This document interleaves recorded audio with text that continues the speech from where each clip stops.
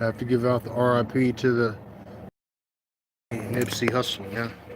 This is a guy that, I assumed will be here till he was 80 years old. After Snoop passed away, you still have Nipsey Hussle to bring up another 30, 40 years of some good stuff. Because he was the only guy I knew that had a kind of voice like Snoop. He sounded like Snoop Dogg in a way to me. But to hear how these young motherfuckers is like gang, gang, gang, and all this other shit, and then here they are running around grabbing guns because they is too afraid to fight, and then shooting motherfuckers, man. That's some weak, super duper weak ass shit right there. Now, conspiracy or not, you know what I'm saying? I believe it's a conspiracy, you know what I'm saying? Because I'm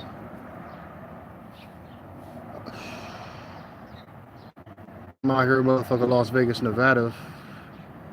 And you give words to somebody, okay, that's what you're supposed to do. And the reason why I'm gonna explain that is because I grew up in the hood.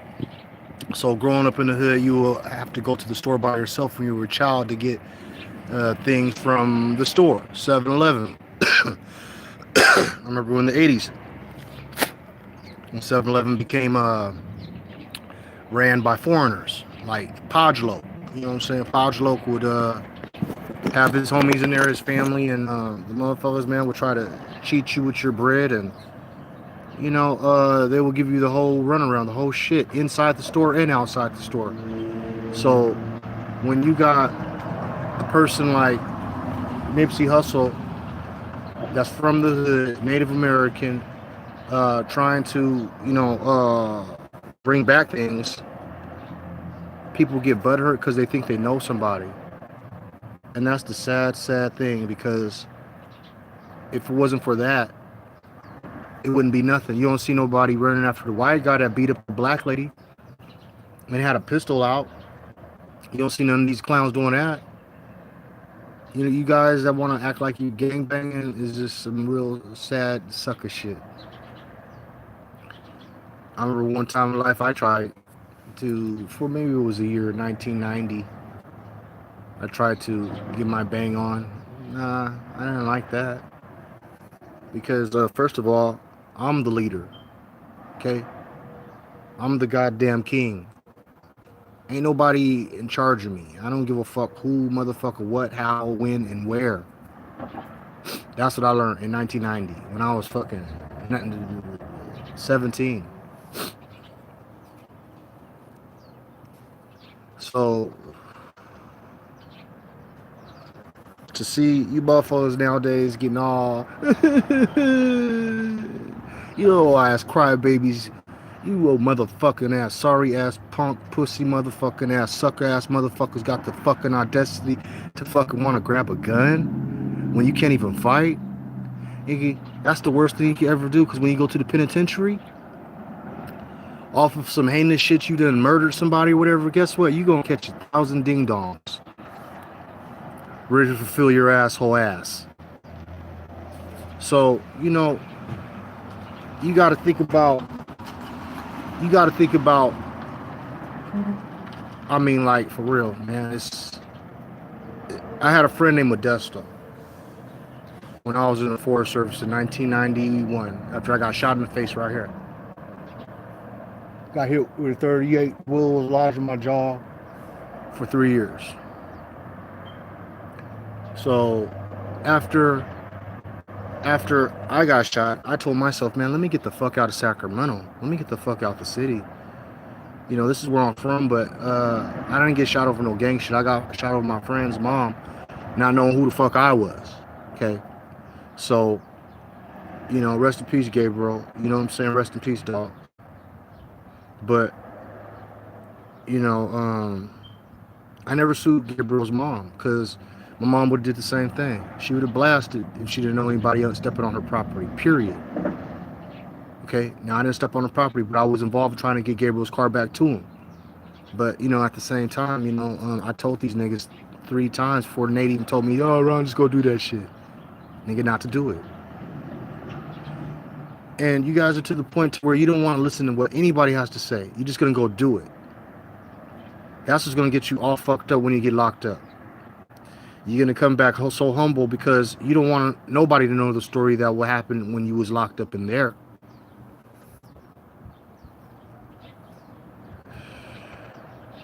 Especially when people are doing naive ass shit like this, okay? This motherfucker grabbed the gun, wanted to come back and pulled up on Nipsey and told him, where are you from? What kind of shit is that? You don't want to take the fade. You don't want to get out, wait till daughter and everything is done and then get out the car and then address this since you're so goddamn tough. No. Your bitch ass want to go out and fucking just really just fuck up the whole fucking year. And when niggas do fucked up, when motherfuckers, and when I mean niggas, I mean white, black, anything. You a nigga. To me. Any man to me is a nigga. I call you a nigga. Because you ain't shit. You have to prove to me that you a man. Because if you ain't proving to me who you are, I consider you one thing, and that's a nigga. Period. And if you give me some eye contact like you got a problem when I'm walking past you, guess what? I'm going to address you, bro. I'm going to address you, bro. I don't give a fuck how white you are, how big you are. I will fuck you up. Okay? Respect me. And 99% of the time, that's what happens. Okay? I'm here in Las Vegas, Nevada, having a time of my life because people respect me. But this case is a situation that I can relate to.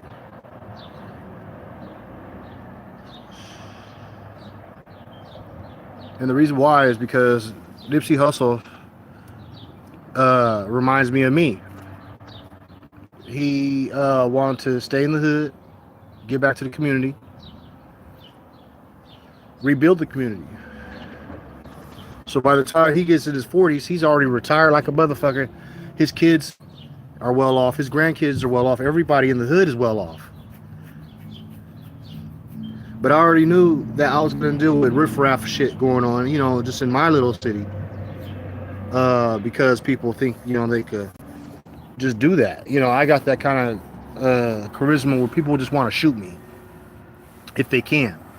If I'm in a position of power where I'm giving it to the hood, it's not going to last long. It's going to be just like this case right here because you have cats that will try to come up and try to shoot you. And that's why every one of us Americans need to have guns. I don't care if you're a felon. You need to be able to protect yourself because you have people out here that don't give a fuck of all ages, colors, and sizes. And guess what? It's in the Constitution that you can defend yourself. You have the right to defend yourself. Okay, I've been shooting guns since I was a child. Okay, my grandma. Shit, I'll go hang out with my dad on my dad's side and they'll show me how to do it. You know what I'm saying? Shooting shotguns at 5 years old, not falling down, nothing. You know, I always believe in preparing. Just because I never had a weapon and a gun and got my license doesn't mean that I'm not ready. Okay? I'm like Jean-Claude Van Damme out here, all right? So I'm not worried about having the gun, but these clowns out here, this is why you have to have one, because you have clowns out here that don't give a fuck. Now, and then the sad part about it, this is real reality. The sad part about it is if he would have had a gun, you're dealing with a coward that would have not only realized that you had a gun, but he already had the gun out. Now he's trying to shoot you and everybody that you're around, which includes his children. See, that's what kind of sick person I'm realizing that just crossed this man's path. And you guys you youngsters need to get your head out your ass right now, because you're supposed to be the future. You're not supposed to be here just to be impatient, like, oh, I'm not having it, he's having it, oh, fuck him, and just smoke him. Man, shake his hand, walk up to that man, explain yourself. Hey, Nipsey, I'm a blood, and you know, I'm doing bad, dog, and you know, you just inspire me into a real level. You know what Nipsey's gonna do? Nipsey's gonna be like, really? Man, look, here, come on in, man. He's gonna put dude on. Here, man, I got you. Bam. Probably give him like 5 racks. That's what kind of man the dude is. But you guys are so uneducated that it's to the point to where you don't believe that anybody black can even have that kind of humbleness. You believe that it's going to come. You guys are so damn cellular level. It's a cellular level of ignorance where you think what these women are telling you. These women are telling you black men ain't shit, and you want to go out here and try to make them happy and show that black men ain't shit when we are kings. Okay, you see Arizona with the tombs, the African and Chinese tombs in Arizona. Okay, Africans been here before the white man's been here. You know, they brought the white man here. And then you want to break cats down like this? You know, I hope the police get this motherfucker. All right? That's for all the motherfuckers in the world. Okay? Because wrong is wrong. You know, I don't condemn nobody, period, for grabbing a gun and thinking that's how you do it. I don't give a fuck how OG you think you are. That's the sucker shit. Where I'm from, Sacramento, nigga, I was raised to use these, nigga. You know what I'm saying? You got the lefty, this the lefty. And then you got the righty. You know what I'm saying? This the righty. You know what I'm saying? You got these. You got these. These never fail me. To this day. I don't give a fuck if I'm in a wheelchair. I'm jumping out, banging on a motherfucker. So, whoever's educating these motherfuckers, man, y'all niggas is at fault too. You know, thing is this.